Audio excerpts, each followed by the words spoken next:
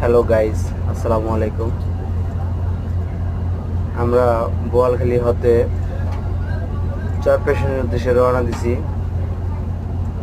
চরপেশন যাইতে হলে নদী পার হতে হয়।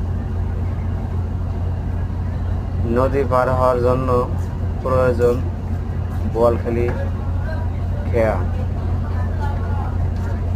বোয়ালখালী থেকে আরেকটা সুযোগ সুবিধা হলো স্পিড বোটের মাধ্যমে পার হওয়া যায়। তো আমরা খেয়াতে যাইতে আসছি। আমরা এখন যাইতে আছি নদী দিয়ে বারানির দিকে। এরা হলো খেয়ার মাঝি কামাল এবং তাজুল ইসলাম। খেয়া দিয়ে যাইতে ওভার গেলে মোটরসাইকেল পর্যন্ত মোটরসাইকেল নিয়ে নিলাম। নদীর মাঝে আছি। ও হলো মিরাজ, আমাদের এলাকার।